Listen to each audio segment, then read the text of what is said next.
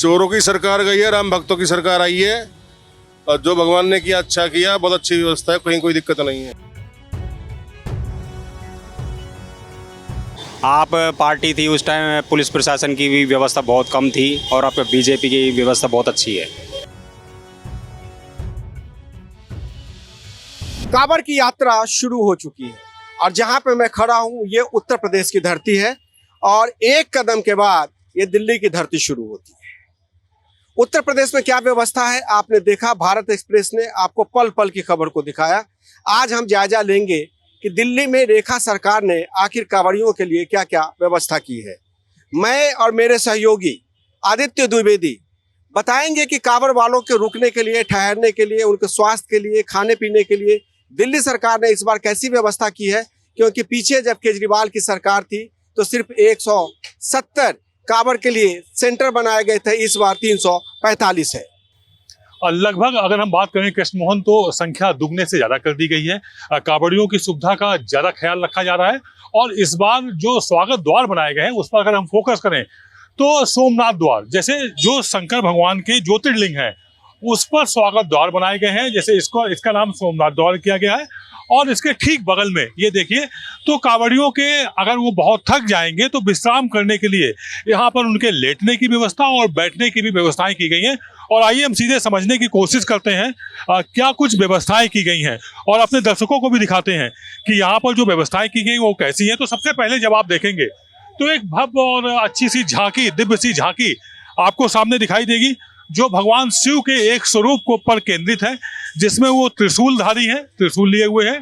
भगवान कृष्ण मुरली बजा रहे हैं। भगवान यहाँ पर जो है अलग अलग स्वरूपों में है, हनुमान भी हैं, गणेश भी हैं। तो कुल मिलाकर के कल्याणकारी एक झांकी यहाँ सजाई गई है। और उसके बाद कृष्ण मोहन जी आप जरा ये विस्तार से बताइए हमारे दर्शकों को क्या कुछ यहाँ पर व्यवस्था की गई है। कांटा लगे न कंकर, प्याला तेरे नाम का पिया। यानी शंकर भगवान के भक्ति में लोग इस तरीके से रम जाते हैं कि उन्हें न कंकर की चिंता होती है, न कांटा गड़ने की चिंता होती है। सिर्फ और सिर्फ उनको याद आती है तो एक ही बात कि शंकर है तो सब कुछ है। ओम शंकराय। आके देखते हैं कि अंदर क्या व्यवस्था की गई है। व्यवस्था आप देख सकते हैं कि किस तरीके से यहाँ पे कम से कम 500 लोगों के ठहरने की व्यवस्था की गई है। एक दिन में 500 लोग ठहर सकते हैं और इनके बिल्कुल ये वाटर प्रूफिंग है। वाटर प्रूफिंग के साथ साथ आप देख सकते हैं कि 3 बड़े यहाँ पे एक तरीके से कूलर लगाए गए हैं कि अगर किसी तरीके की उमस होती है या कोई बात होती है तो ये कूलर लगाया गया। कूलर लगाने के साथ साथ आप देख सकते हैं कि पंखे, अनगिनत पंखे लगाए गए हैं। ऊपर पूरी तरीके से वाटर प्रूफिंग है कि अगर कोई शिव भक्त यहाँ पे आराम करना चाहे तो घंटा 2 घंटा आराम करके अपने मार्ग पे सतत एक पथिक की तरह जा सकता है और जाके शंकर भगवान के चरणों में जल चढ़ाकर ये कह सकता है कि हे भोले शंकर, पूरे विश्व का, हमारे देश का कल्याण कर। गाजियाबाद बॉर्डर से जब हम दिल्ली की तरफ आगे बढ़े तो हमें देखने को मिला कि किस तरीके से कांवड़ियों को आने जाने में कोई परेशानी ना हो, इसलिए एक बैरिकेडिंग की गई है और रस्सी लगाई गई है।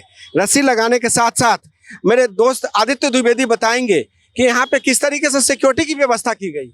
और देखिए कृष्ण मोहन जी, सुरक्षा व्यवस्था की अगर हम बात करें तो सिर्फ दिल्ली पुलिस ही नहीं बल्कि अर्धसैनिक बलों को भी लगाया गया है।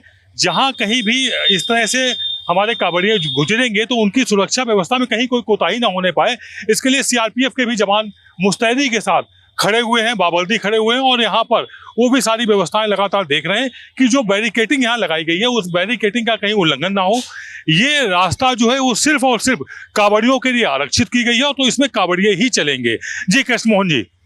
और इस तरीके से देखिए रस्सी ये लगाई गई है कि कोई इस तरफ से बीच सड़क पे न जाए, क्योंकि बीच सड़क पे जाएगा तो यातायात प्रभावित होगी। यातायात प्रभावित होगी तो आम लोगों को परेशानी होगी। तो कहने का मतलब ये है कि कांवड़िए अपने यात्रा में सतत चलते रहे और आम जनता जो नौकरी करने जाती है, नौकरी पेशा लोग हैं, आना जाना है, उनको कोई परेशानी न हो। और एक तरीके से पैदल चलने वाले लोगों में और कांवड़ लेकर चलने वाले लोगों में किसी तरीके का कोई इंट्रैक्शन ऐसा ना हो जिससे कानून व्यवस्था की स्थिति खराब हो जाए। अब चलते हैं आगे, देखते हैं कि आगे वाले पड़ाव पे किस तरीके की तैयारी की गई है। आदित्य जी। जी बिल्कुल, अब हम लोग इस तरह से और आपको ऐसे वो सभी केंद्र दिखाएंगे जहां पर सरकार ने अपनी व्यवस्थाएं की है, स्वयंसेवी संस्थाओं ने अपनी व्यवस्थाएं की हैं। जी भाई साहब, इस बार किस तरह की व्यवस्था की गई है, क्या लगता है? बहुत बढ़िया व्यवस्था है जी। चोरों की सरकार गई है, राम भक्तों की सरकार आई है। और जो भगवान ने किया अच्छा किया, बहुत अच्छी व्यवस्था है, कहीं कोई दिक्कत नहीं है। इस बार बैरिकेडिंग की गई है। बिल्कुल बैरिकेडिंग है, रस्सी खींची गई है कि आम आदमी लग जाए, कावड़िया लग जाए, कोई विवाद पैदा ना हो। पहले की सरकार तो रस्सा ही नहीं खींचती थी ताकि झगड़े हो, फसाद हो। अब कम से कम कावड़ियों का रास्ता अलग है, उनकी आस्था अलग है, हमें कहीं जाना है, हमारा रास्ता अलग है, कोई कलेश ना हो, इसके लिए बहुत बढ़िया व्यवस्था है। तो रास्ता और आस्था की बात है कि रास्ता और आस्था में कोई कलेश ना हो, इसलिए ये बैरिकेडिंग की गई है। बहुत अच्छी बात कही उन्होंने। हाँ बिल्कुल, और ऐसा होना भी चाहिएगा। फुटपाथ है, फुटपाथ पर जनरल लोग चलते रहेंगे। और अगर हम बात करें सड़क पर कावड़ियों के लिए, तो अलग व्यवस्था की गई है और ठीक ठाक चौड़ाई रखी गई है। तो अब किसी तरह कोई टकराव ना हो, क्योंकि टकराव देखने को बहुत मिलता था जो कि आस्था पर चोट पहुंचाने का काम करता था। तो रास्ता किस तरीके का है और आस्था किस तरीके की है, इसका जायजा लेते हैं, आगे चलते हैं। उत्तर प्रदेश के बाद दिल्ली में प्रवेश करने पे सबसे पहला पड़ाव, इसको हम कहते हैं गोकुलपुरी, शिव शक्ति कांवड़ सेवा गोकुलपुरी। ये 26 साल से कांवड़ भक्तों की सेवा कर रहे हैं। और सेवा करें क्यों नहीं, क्योंकि जाहिर सी बात है कि ये बिल्कुल बॉर्डर पे स्थित है। और यहाँ पे अगर सेवा नहीं करेंगे तो जो लोग 100 किलोमीटर से पैदल चल के आएंगे, वो आके शिव मंदिर तक कैसे जाएंगे। चलते हैं अंदर, किस तरीके की व्यवस्था की गई। व्यवस्था भव्य है, और भव्य व्यवस्था इसलिए की गई है क्योंकि आप देख सकते हैं कि इसी इलाके में कपिल मिश्रा का भी इलाका पास में आता है, मनोज तिवारी भी यहीं पे हैं। तो काफी दिग्गज, एक तरीके से कहें कि भाजपा की सरकार है। एक तो मैसेज ये भी देना है कि हमारी सरकार में राम भक्तों को कोई तकलीफ नहीं होगी। और तकलीफ इसलिए नहीं होगी क्योंकि ये वक्त आस्था का है, और आस्था में रास्ता बाधा न बने, उसके लिए इस तरीके की व्यवस्था की गई। यहाँ पे आदित्य बताएं किस तरीके की व्यवस्था की जा रही है। देखिए, यहाँ की जो व्यवस्था है वो डिफरेंट देखने को मिलेगी। झांकी तो है ही, भक्तों के मन को भाए और भक्तों में उत्साह का संचार करे, उसकी तो व्यवस्था की ही गई है। इसके अलावा पंडाल के दाहिनी तरफ अगर हम निगाह डालेंगे तो भंडारे की व्यवस्था की गई है। 24 घंटे भंडारा चलेगा। यहाँ पर नाश्ते के समय नाश्ता मिलेगा और लंच और डिनर का भी व्यवस्था की हुई है। इसके अलावा खास बात यह है इस पंडाल की, यहाँ पर जो व्यवस्था है वो महिलाओं के विश्राम की भी, यानी कि जो महिला कांवड़ियाँ होंगी उनके लिए एक अलग से कवर्ड एरिया दिया गया है, जहाँ पर वो आराम कर सकेंगी। घंटे 2 घंटे जितनी देर भी वो चाहेंगी उसकी व्यवस्था की गई है। यहाँ बैठने की सारी व्यवस्था की गई है और पूरी तरह से वाटर प्रूफ व्यवस्था है, कूलर भी है, इसके अलावा गद्दे भी लगे हुए हैं। यानी कि सुविधा की पूरी कोशिश की गई है कि असुविधा ना हो, सुविधा का पूरा ख्याल रखा गया है। इसके अलावा दिल्ली पुलिस मुस्तैद है और केंद्रीय अर्धसैनिक बल जो है वो भी है। जी कृष्ण मोहन जी, पुलिस की तैनाती इसलिए की गई है क्योंकि आपने देखा कि महिला कांवड़िया विश्राम स्थल, महिला इधर है। ये आप लोगों की ड्यूटी किसमें लग रही है? यहाँ पे हमारी लगाई गई है कि यहाँ पे कोई दिक्कत वगैरह ना हो, ऐसा कुछ। कोई लोगों की ड्यूटी लगाई गई है? ड्यूटी 2 लोगों की लग रही है, एक जेंट्स की और एक फीमेल की लग रही है। तो एक महिला पुलिसकर्मी और एक पुरुष पुलिसकर्मी की यहाँ पे व्यवस्था की गई है ताकि न महिला को कोई दिक्कत हो, न पुरुष को दिक्कत हो। चलते हैं जरा भंडारा में, देखते हैं कि भंडारे में किस तरीके की व्यवस्था है। आप लोग ये बताइए कि किस तरीके की व्यवस्था की गई है इस बार, कैसे कैसे व्यवस्था है? अपनी तरफ से सारी व्यवस्था, महिला को और पुरुष को अलग अलग किया है। महिलाओं की ये व्यवस्था और पुरुषों की अलग है। उसके पीछे इसमें कितने लोग रुक सकते हैं? एक बार में कम से कम 500 आदमी। और ये कितने दिनों तक लगा रहेगा? ये 23 तारीख लग रहेगा, 10 दिन तक लगातार, आज से चालू हुआ है। तो आज से चालू हो रहा है, 10 दिनों तक लगेगा। तो जरा चलते हैं कि वो भंडारे में क्या क्या व्यवस्था है, क्योंकि भंडारा ही मेन है। क्योंकि लोग जो आएंगे वो भूखे आएंगे, तो भूखे आएंगे, उन्हें खाने के लिए कुछ ना कुछ तो चाहिए, और खाना प्रसाद है एक तरीके से। तो मैं देखता हूं कि कैसे शिव भक्तों की किस तरीके से शिव भक्तों की व्यवस्था की गई है कि शिव भक्त जो है आएंगे और यहाँ पे आके रसोई है, एक तरीके से ये रसोई घर है। रसोई घर में खाने की व्यवस्था है, और क्या व्यवस्था, भव्य व्यवस्था की गई है खाने की, खिलाने की। और हम बात करते हैं कुछ लोगों से। यहाँ पे आप लोग कहाँ से आए? अमर कॉलोनी से। तो किस तरीके की व्यवस्था है यहाँ? बहुत अच्छी, क्या क्या व्यवस्था है? नाश्ता भी अच्छा है, पकौड़ी है, सब चीज है, चाय भी है, सब चीज है, खाना भी है, सबसे बढ़िया अच्छा है। तो पीछे में और इसमें क्या फर्क है? पिछले सरकार में और इसमें क्या फर्क दिख रहा है? पीछे सरकार तो बेकार है वैसे। भाजपा की सरकार, मतलब बीजेपी की सरकार है तो बेकार, कुछ काम नहीं, बच्चों के लिए भी, औरों को भी ले लो। आप लोग कितने दिन से अभी 10 दिन का कैंप लगाए, वैसे 7 दिन का लगता है हर साल, इस बार बढ़ा दिए दिन। बढ़ा दिया गया है। तो कोशिश ये की गई है कि ज्यादा से ज्यादा कांवड़िया आए और यहाँ पे इस तरीके से सेवा हो पाए कि चलता रहे बस। हमारे यहाँ सभी चीजों की व्यवस्था है। दूषित से टॉयलेट वैन है, पीने के पानी की व्यवस्था है, भोलों के स्नान करने की व्यवस्था है और महिलाओं का विश्राम के लिए व्यवस्था है, मेडिकल की टीम है, भोजन की व्यवस्था है और भोलों को किसी भी प्रकार की दिक्कत 24/7 होगी तो उसके लिए स्वयं हमारे प्रधान जी यहाँ तैनात रहे। कौन है प्रधान जी अपने? प्रधान जी धर्मेंद्र शर्मा जी मौजूद है। तो 24 घंटे की व्यवस्था है, किसी तरीके की किसी को कोई परेशानी नहीं होगी। तो अब चलते हैं आगे दूसरे कैंप में, देखते हैं कि वहां पे किस तरीके की व्यवस्था की गई। कांवड़ यात्रा की सबसे बड़ी खूबसूरती यह है कि कांवड़िए जल लेकर हरिद्वार से आते हैं और पैदल चल कर आते हैं, कंधे पे पानी को ढोकर लाते हैं और जाके बाबा के चरणों में चढ़ाते हैं। आप कहाँ से आ रहे हैं? अलवर से। अलवर से आ रहे हैं।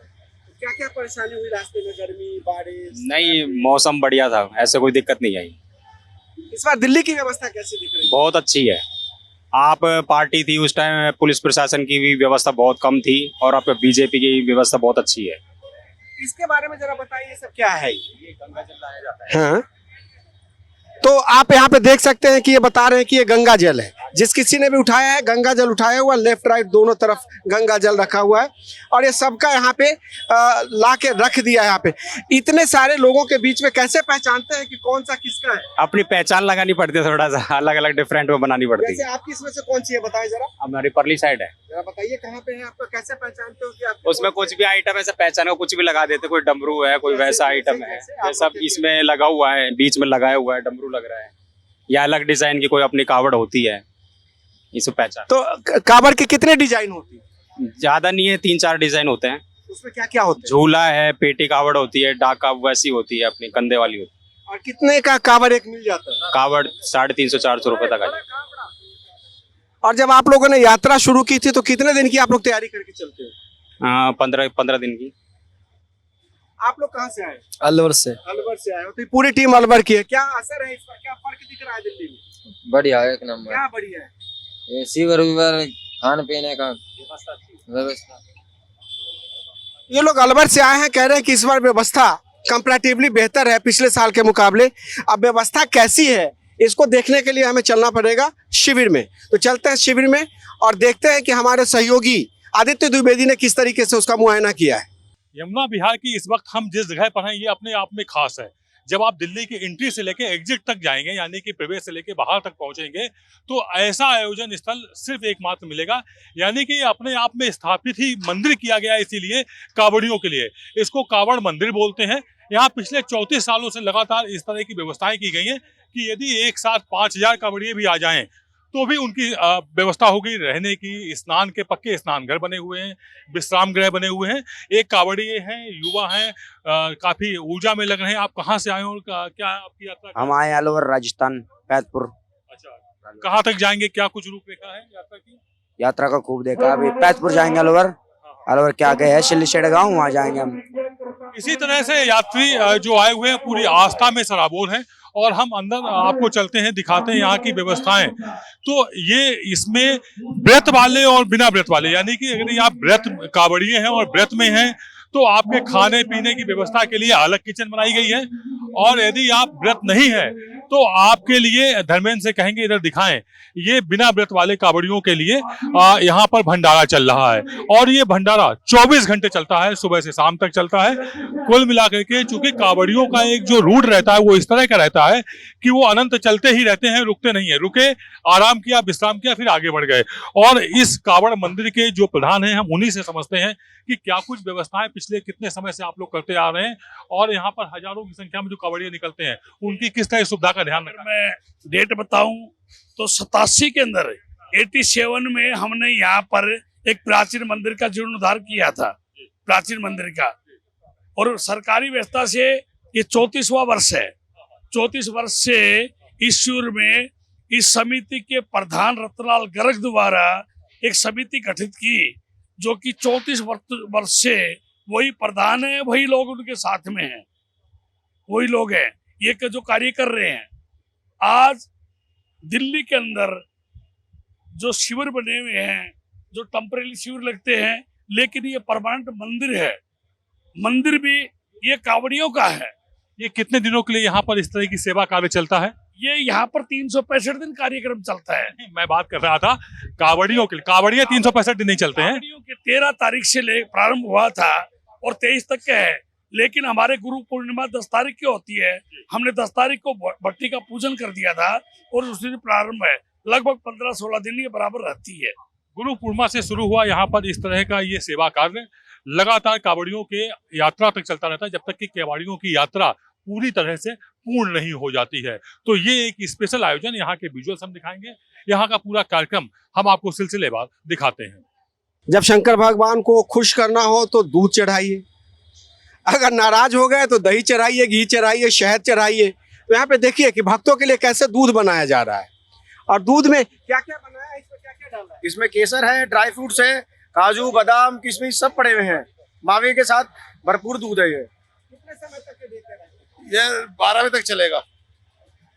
शाम को 7 बजे शुरू होता है और 12 बजे तक चलता है। तो भाई साहब ये बताएं कि आप तो सेवा में लगे हुए हैं, कितने लोगों को दूध बांटते हैं आप?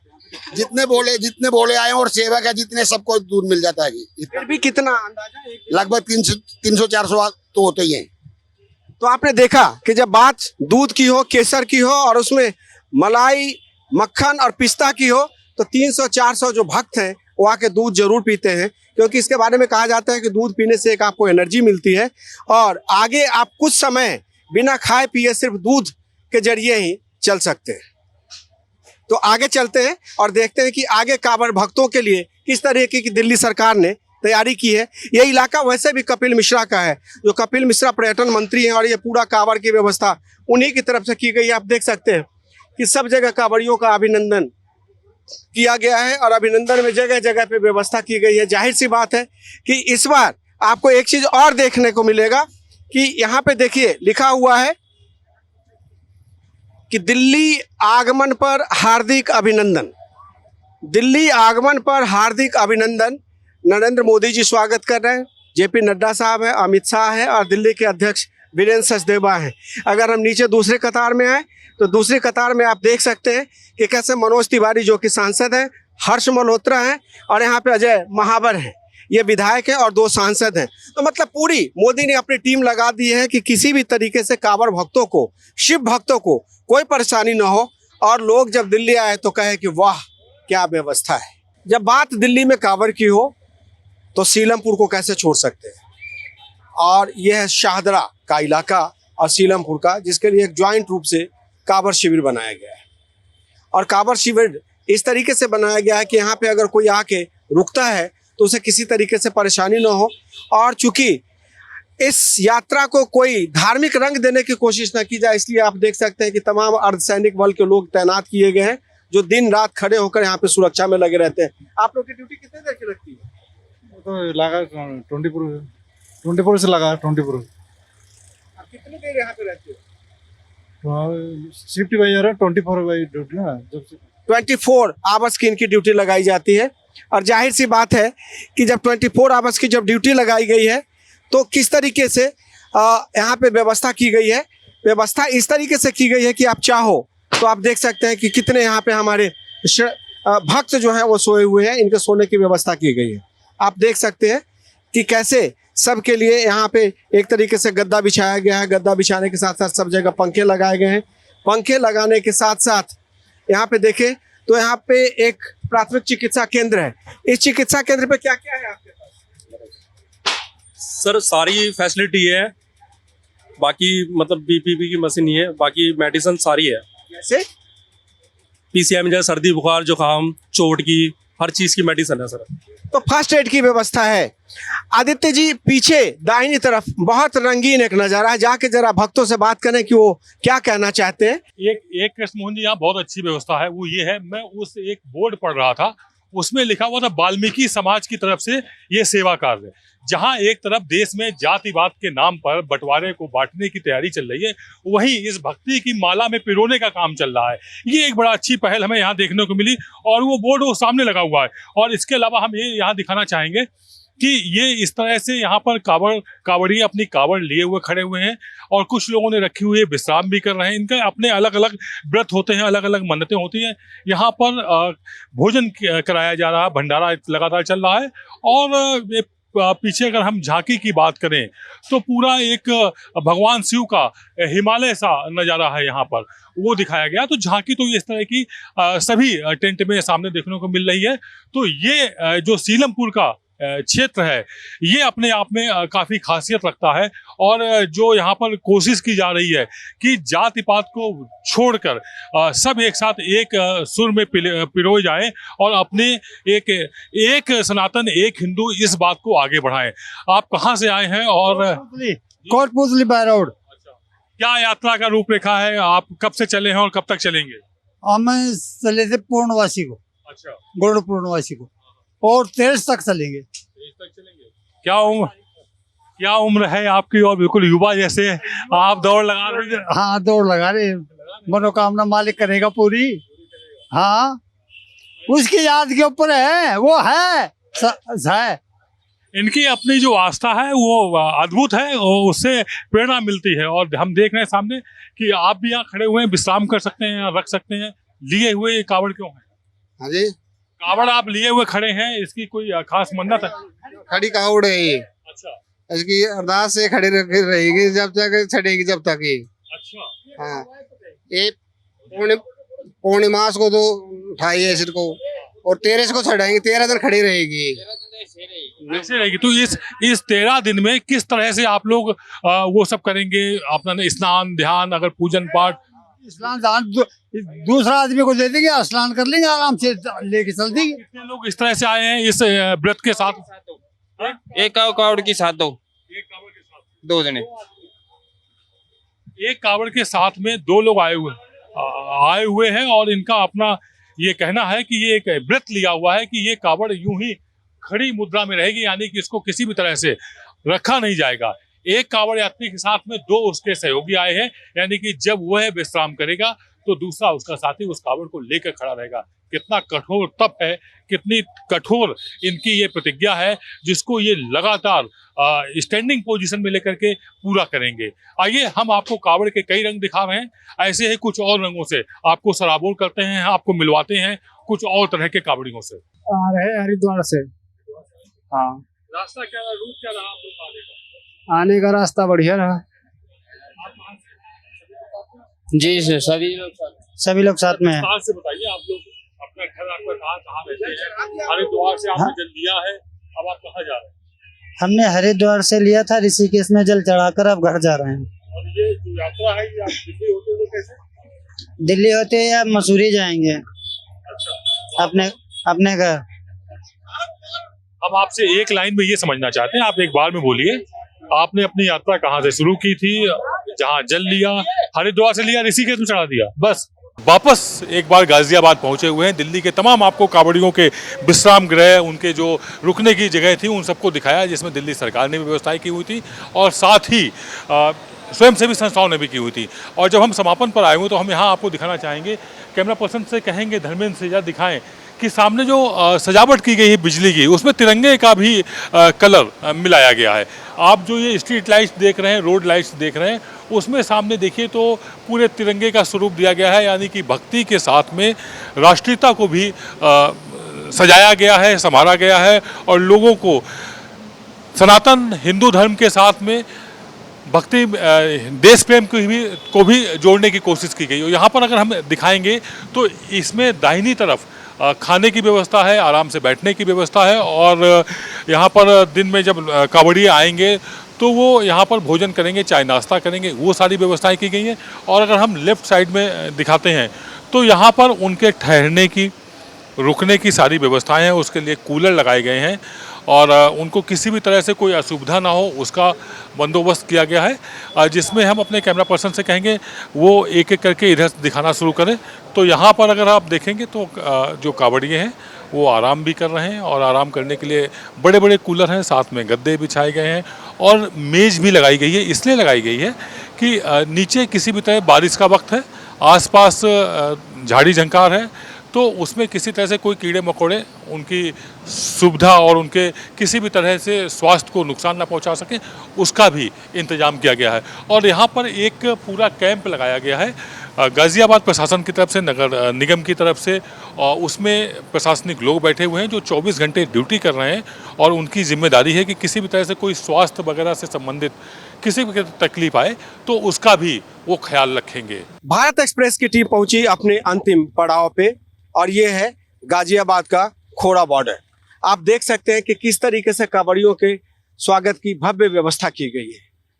एक तरफ से आप देख सकते हैं कि सारे रास्ते को बंद कर दिया गया है ताकि अगर कांवड़िए यहाँ पर आए और किसी तरीके की बाधा उत्पन्न हो तो उसके लिए रास्ता पूरी तरीके से बंद है।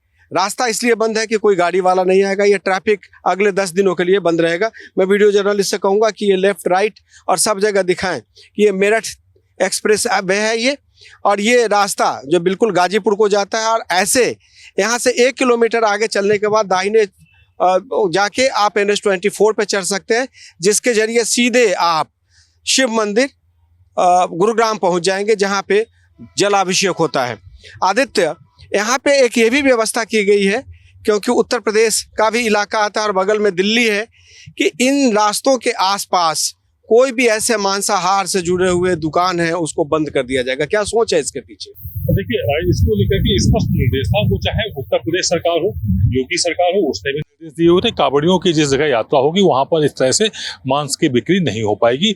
और यही आदेश कमोबेश रेखा गुप्ता सरकार ने भी दिए हुए हैं कि उससे भावनाएं कहीं ना कहीं आहत होती हैं, और जब भक्त पैदल यात्रा कर रहे होते हैं तब उनकी भावनाएं किसी भी तरह से आहत ना हो, इसके तहत ये आदेश दिया गया। और कुछ दिनों की बात होती है, इसमें कोई ऐसी बात भी नहीं है कि इसमें किसी का मन दुखे। जी, तो ये आपको बता दें कि इस रास्ते पे, जिसको बेसिकली हम कह सकते हैं कि ये कनेक्टिंग रोड है, जो गाजीपुर और दिल्ली के बीच की सड़क है, सर्विस रोड है, इस पे कम से कम 2000 कांवड़ वाले लोग हर रोज ठहर सकते हैं। तमाम वो व्यवस्था है जिसकी वजह से उनको कोई परेशानी नहीं होगी। और शायद भारत एक्सप्रेस की यही मुहिम थी कि हम दर्शकों को दिखाएंगे कि कांवड़ियों के लिए उत्तर प्रदेश और दिल्ली की सरकार ने मिलकर किस तरीके की व्यवस्था की है। वीडियो जर्नलिस्ट धर्मेंद्र, अपने सहयोगी आदित्य द्विवेदी और कैमरा पर्सन पवन शर्मा के साथ मैं कृष्ण मोहन शर्मा, भारत एक्सप्रेस, दिल्ली।